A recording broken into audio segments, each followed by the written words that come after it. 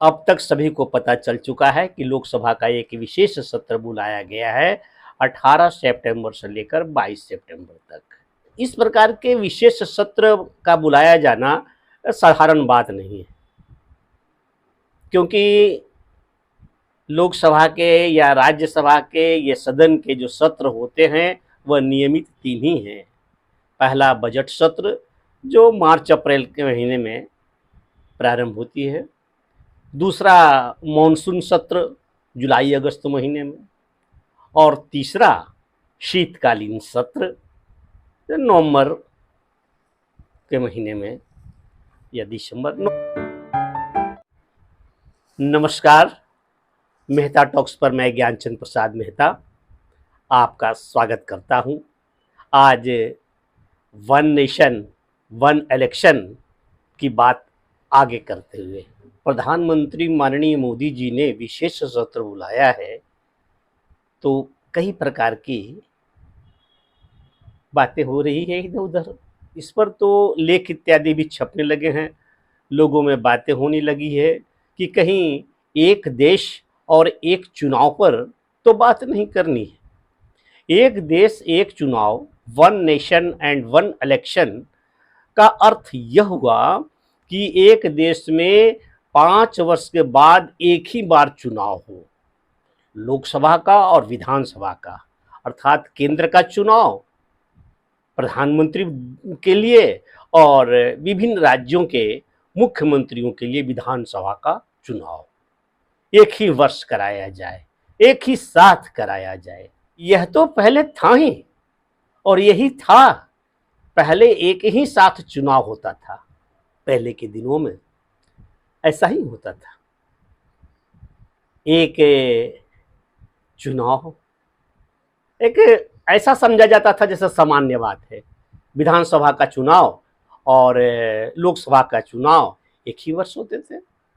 पहला चुनाव 52 में हुआ था, 1952 में एक ही साथ हुआ था। फिर 57 में 1957 57 में हुआ। लोकसभा विधानसभा के चुनाव दोनों साथ साथ हुए थे। जनता तो तब बहुत अशिक्षित थी, लेकिन फिर भी वो समझ करके वो इतना समझ पाती थी कि हम ये किसके लिए चुनाव कर रहे हैं, केंद्र के लिए कर रहे हैं या अपने राज्य के लिए कर रहे हैं। जितना समझ पाती थी, उस वक्त में जितने मुद्दे थे उस आधार पर चुनते थे।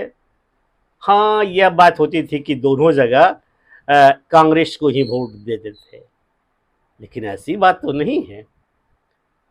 57 के बाद 62 में चुनाव हुए, 62 के बाद 67 में चुनाव हुए, 67 तक नियमित रहा लोकसभा और विधानसभा का चुनाव।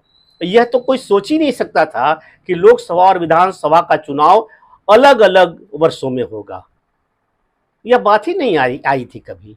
और अभी मैं थोड़ी देर पहले यह कहा था कि तब है क्या कि लोकसभा का चुनाव कांग्रेस को वोट देते समय विधानसभा के लिए भी कांग्रेस को ही देते थे।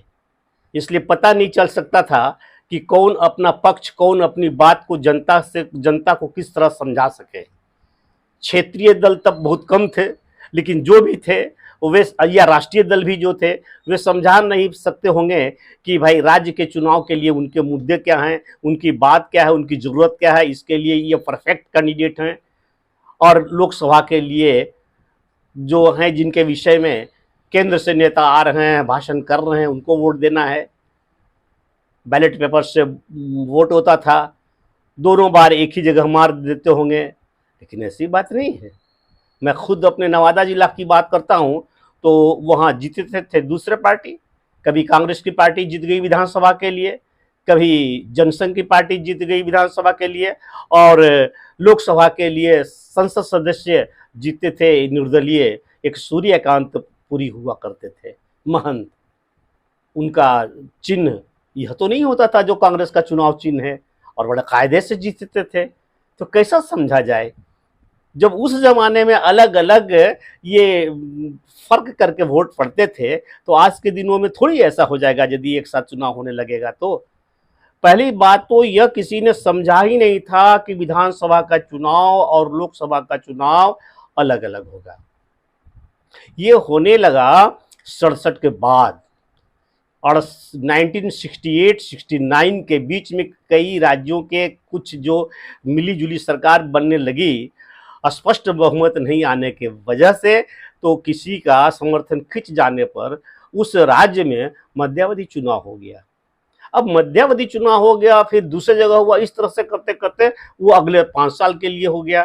तो यह जो नियमितता थी उसमें गड़बड़ी आ गई। अब फिर धीरे धीरे ऐसा होता चला गया कि कहीं का कहीं सब तितर-बितर हो गई चुनाव की स्थिति। कब कब कैसे क्या हो रहा है, और 5 वर्ष चुनाव ही चुनाव में गुजर जाता है, जिसमें बहुत ही देश को हानि है, देश के विकास प्रभावित होता है, एसक्यूटी प्रभावित होता है, ये जो सिक्योरिटी में लगे हुए हैं वे प्रभावित होते हैं, सिस्टम क्लप्स हो जाता है बराबर बराबर चुनाव करवाने में। तो क्या हर जब वो पुनः यदि फिर से जैसे चुनाव पहले होता था वैसे ही चुनाव करवाया जाए तो तब इसमें एक बात आएगी, वो यदि कोई राज्य की सरकार समर्थनों के आधार पर आई गई और किसी ने समर्थन खींच लिया, एब्सोल्यूट मेजॉरिटी नहीं होने के बाद इस स्थिति आती है, तो फिर वहाँ चुनाव करवाना पड़ेगा या नहीं, तो फिर वो गड़बड़ाएगा, अगला 5 साल आगे बढ़ जाएगा। फिर वो तो इस स्थिति के लिए मैं पहले भी सोचा करता था, व्यक्तिगत रूप से मैं यही समझता था कि मध्यावधि चुनाव हो रहा है, तो हमको लगा कि भाई मध्यावधि चुनाव हो रहा है, मिड टर्म इलेक्शन है, तो शायद ये मध्य में हो रहा है, और मध्य में हो रहा है और अगला चुनाव का जो शेड्यूल है उसमें फिर इसका चुनाव होगा। ये 2 साल 3 साल के लिए ही केवल ये सरकार बनने जा रही है, चुनाव होने जा रही है, ऐसा मैं समझा करता था। ईमानदारी से बात को बताता हूँ। लेकिन जब देखा कि नहीं, व्यवहारिक उसमें देखा कि नहीं, वो जिस समय से चुनाव हुआ था उसके लिए 5 साल के चुने गए हैं, तो ये तो गलत था। होना मध्यावर्ती चुनाव, मिड टर्म इलेक्शन यदि हम कहते हैं, तो वो उन्हीं उसी समय तक के लिए होना चाहिए जो 2 साल, 2.5 साल या 3 साल तक का बाकी है। यदि 1 साल से कम बाकी रहे किसी विधानसभा के कार्यावधि पूरा होने में, तो वहां पर राष्ट्रपति शासन लागू करके 1 वर्ष खींचा जा सकता है, 5 वर्ष तक सरकार चलाई जा सकती है। अब इसमें ऐसा कर देने से आज की स्थिति में लाभ क्या क्या होगा, तो एक तो है कि एक बार इलेक्शन करने से जो हमेशा हमेशा खर्च होता है, एक बहुत बड़ी राशि अपव्यय होने से बच जाएगी और उस राशि का उपयोग देश के विकास में हो सकता है। विधानसभा या लोकसभा के चुनाव जब एक ही बार होते हैं, तो विभिन्न प्रकार की पार्टियां जो अनाप शनाप खर्च करते हैं, उनके खर्चों में कटौती आएगी, क्योंकि उस पर बहुत ध्यान दिया जाने लगेगा कि वे खर्च कहाँ और कैसे कर रहे हैं।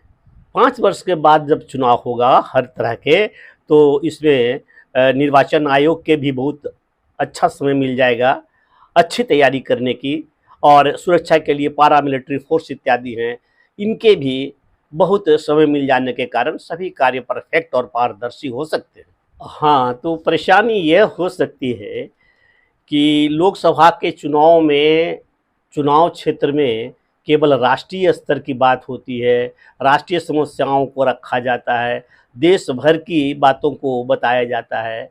वहाँ पर उस चुनाव में क्षेत्रीय पार्टी कोशिश करती है अपनी बात रखने के लिए, और वह रख पाते, परंतु जब एक ही साथ होगा तब स्थानीय पार्टियां जिनकी औकात विधानसभा भर की चुनाव लड़ने की है, वह अपने पक्ष को जनता के बीच में रखने से चूक जाएगी।